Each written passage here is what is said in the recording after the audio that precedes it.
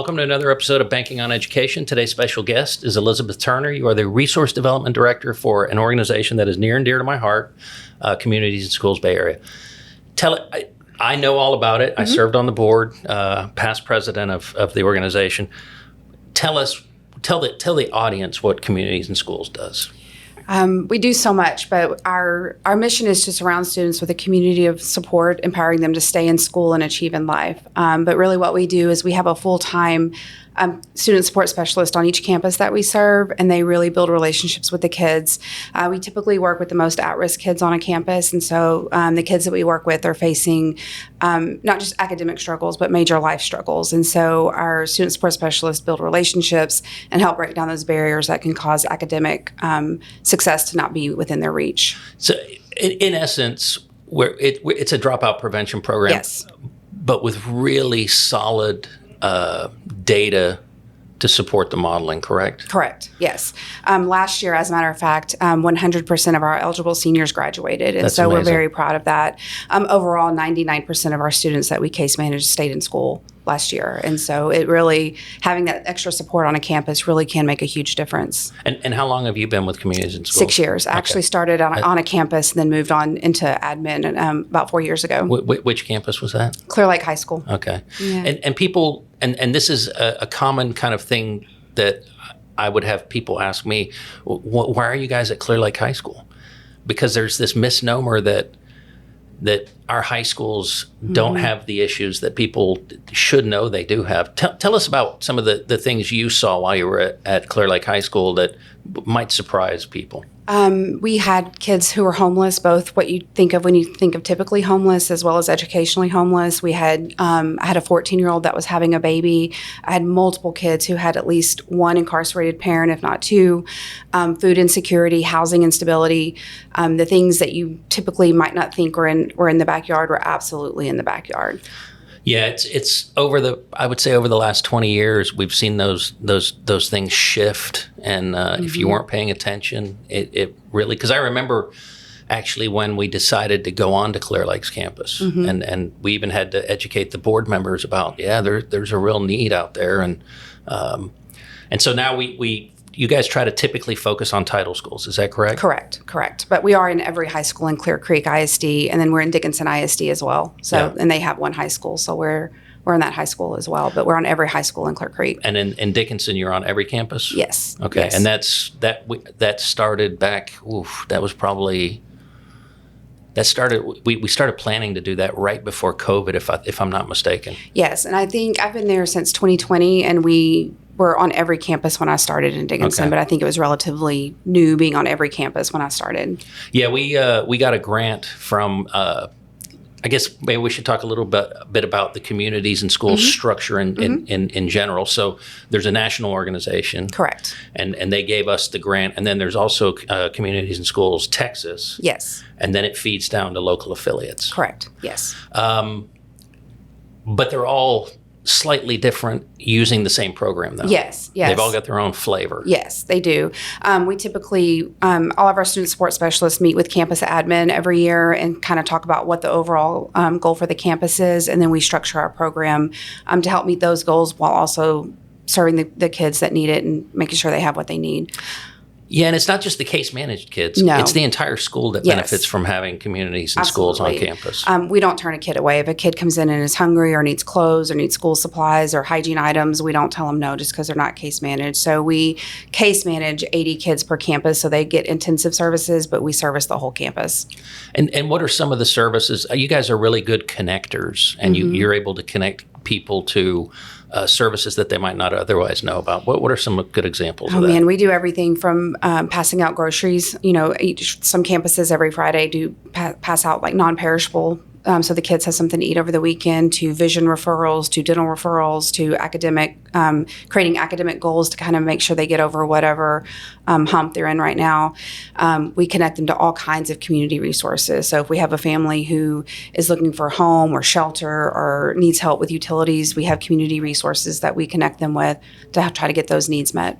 And so in your current role, what is it? What's your primary responsibilities? I do a lot of grant writing, or I do all the grant writing, and then raising money. So in my previous role, I was asking volunteers to volunteer their time, and now I'm asking to help support us in another way. Now before you were asking for time, now you're asking for treasure. Yes. Yeah. Yes. And it's an organization that's really grown pretty steadily. You guys put on a golf tournament that makes an unbelievable amount of money. Yes, coming up 2 weeks from today. Yeah, yeah. It is.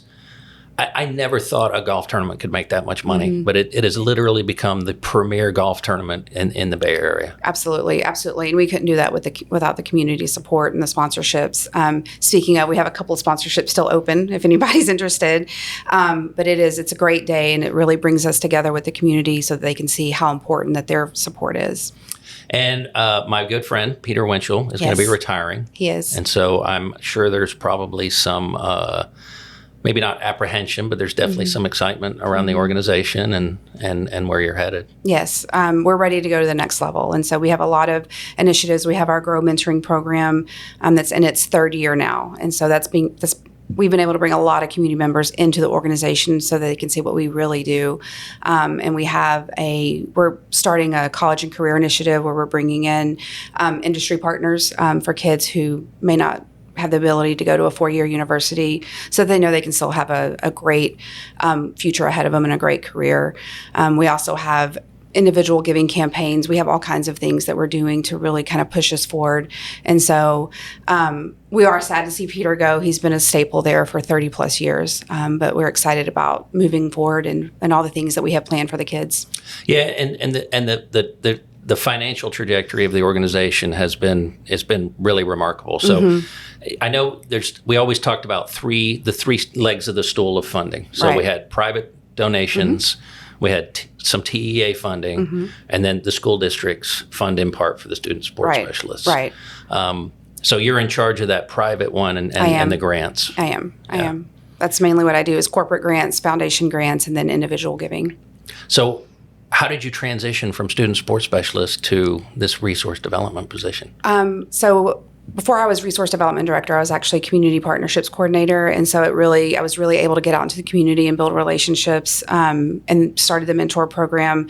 And then this position opened up and I just transitioned into treasure because they're both absolutely needed. And so, and I think once you hear the stories of our kids and you actually are on a campus and see the work that's being done, it's incredibly difficult to say no. I remember we used to make all of our board members go to at least one or two schools and sit down with the student support specialist and really hear those stories. Yes. They're so compelling. Yes. I remember going to Clear Springs and I met with Linda.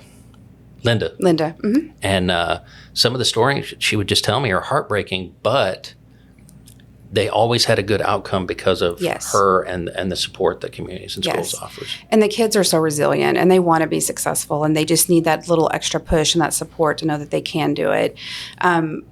We had a student last year who graduated in 2025 that actually started with me my last year at Lake. And she was in our office for maybe 10 seconds. And I was like, okay, she's going to be tough.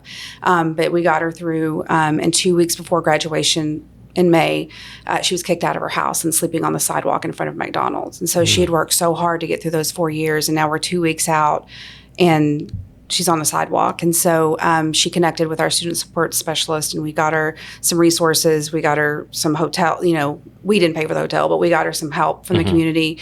And she did walk the stage. And so it's incredibly important that those relationships are fostered and that the kids know they're safe with us and that we'll support them in any way that we can. Well, I've known all the superintendents in both Dickinson and in Clear Creek. The things they say about communities and schools, that they couldn't do it without you guys. Absolutely. Talk about, it's such a value add that they just don't have the resources to do it all themselves. Talk about what that looks like and how closely partnered you are with the school districts. We're very closely partnered. Teachers have a lot on their plate.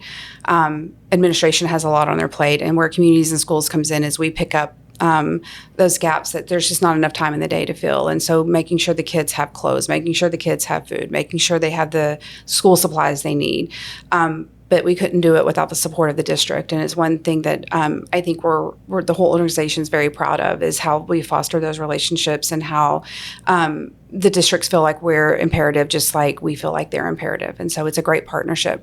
So in your 6 years, the world moves pretty fast now. What are some of the biggest changes you've seen that are impacting students and causing organizations like communities and schools to have to do more?